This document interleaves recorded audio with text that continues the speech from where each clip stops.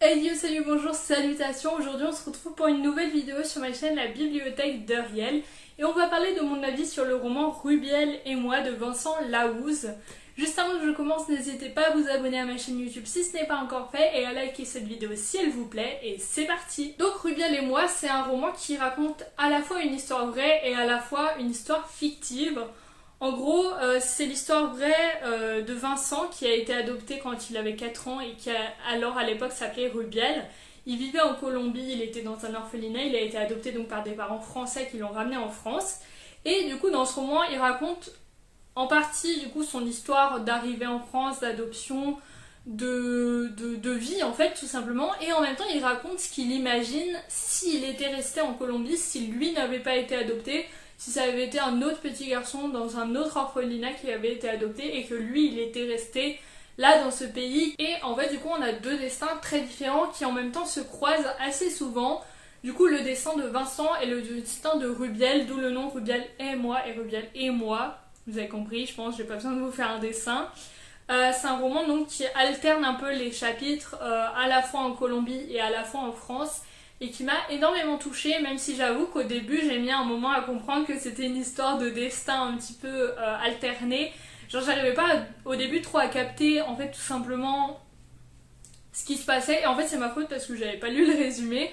En fait j'ai commencé à suivre Vincent Laouze, donc l'auteur, sur Instagram il y a bien 1 ou 2 ans déjà, et il écrivait des textes qui me touchaient énormément. J'avais acheté ce livre il y a 1 an, et j'avais commencé à le lire direct après l'avoir acheté, et c'était un non pour moi vraiment, genre j'avais lu genre 30 pages, et ça passait pas, genre je sais pas expliquer, mais genre juste, j'accrochais pas. Et 1 an plus tard je me suis dit bah ça serait quand même trop bête de pas le lire, parce qu'il a l'air bien.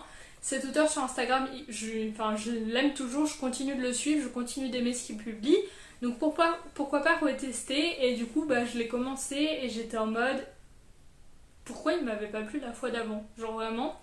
C'est un roman qui m'a juste tiré des émotions qui étaient enfouies, genre je pense depuis très longtemps, qui m'a fait pleurer à plein de moments, surtout genre chapitre 22 pour ceux qui ont ce livre chez eux. J'ai l'impression d'être une prof de français, prenez votre livre au chapitre 22, enfin bref. Et genre vraiment, il y a des pages particulières où il abordait des thèmes très particuliers qui m'ont fait beaucoup pleurer.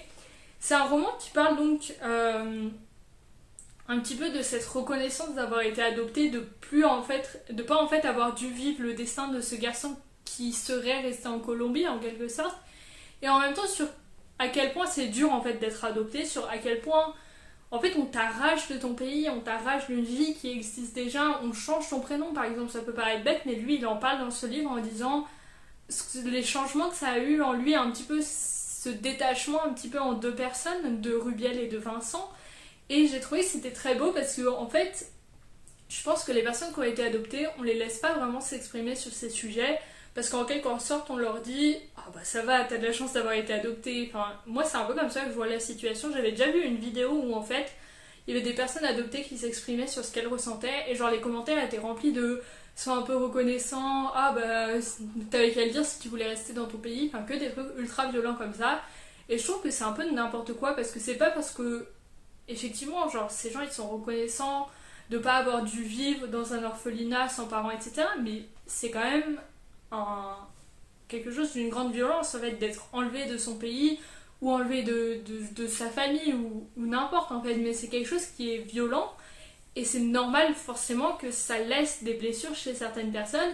Et je trouve que c'est pas ok en fait de dire puisque c'est quelque chose de bien qui t'est arrivé tu peux pas en parler. Ben non en fait, si cette personne ça l'a fait souffrir ce qui lui est arrivé, il a le droit d'en parler. Et j'ai trouvé ça hyper intéressant parce qu'en fait on voyait un peu dans ce roman que pour moi l'auteur il avait un peu peur en quelque sorte, je sais pas comment dire, mais justement qu'on lui fasse ce reproche de tu n'es pas assez reconnaissant, et ça se voyait qu'il essayait de montrer à quel point il était reconnaissant mais en même temps à quel point il souffrait de sa situation.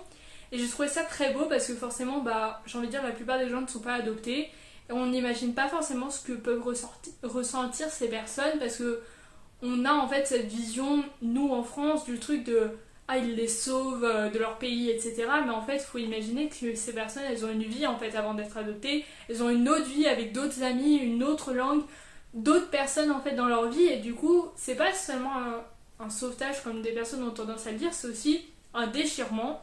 Et c'est vraiment ça que j'ai aimé voir dans ce livre, c'est en fait une autre facette de l'adoption dont on n'a pas tendance à entendre parler. Et Vincent a raconté ça d'une façon très très touchante. Un peu une façon de dire que oui, j'ai été adoptée, mais qu'est-ce qui serait passé si j'avais pas été adoptée? Et oui, j'ai été adoptée, et à quel point ça a changé ma vie par rapport à si j'avais été un garçon né en France. C'est un petit peu tous ces questionnements en fait qu'on retrouve dans ce livre. Et en fait, on découvre que l'auteur, c'est quand même quelqu'un qui s'est battu contre beaucoup de violence. En fait, il a eu beaucoup d'addictions, par exemple à la drogue, etc. Donc voilà, ne lisez pas ce livre, toujours, enfin, TW quoi. Et trigger warning. Et du coup, enfin voilà, il y a beaucoup de sujets durs à aborder. Et tout simplement, on aime découvrir ça parce que c'est pas le genre de roman qu'on a l'habitude de lire. Parce que les personnes, je pense, n'ont peut-être pas envie ou pas le déclic en fait de parler sur ce sujet. Et j'ai trouvé donc que c'était non seulement un très bel ouvrage dans le sens que c'était un livre très, très émouvant, etc., mais aussi un ouvrage très important dans le sens que il apportait des réponses en quelque sorte à des questions que dont la plupart des gens n'ont pas les réponses parce que c'est une situation très particulière. Donc voilà, j'ai beaucoup parlé, juste pour dire que pour moi c'était en même temps un objet, enfin un livre en tant que roman on va dire qui était très beau, et en même temps un livre en tant que témoignage qui a été très important. C'est un petit peu deux facettes, un petit peu comme les deux personnages en fait. Et c'est ça qui a été très beau. J'avoue que j'ai préféré les passages où on parlait du coup du petit garçon qui part en France et pas du petit garçon qui reste en Colombie. Parce que moi c'est vrai que c'était l'aspect que j'attendais le plus de ce livre. Étant donné que moi voilà, l'adoption c'est un sujet qui m'intéresse. Mais les deux facettes de cette histoire étaient très intéressantes. J'espère que cette vidéo vous a plu. Si c'est le cas, n'hésitez pas à mettre un like, à commenter et à vous abonner à ma chaîne YouTube. Je ne peux pas vous recommander plus ce livre, je l'ai mis à un 5 sur 5, donc vraiment foncez sans hésiter. Et voilà.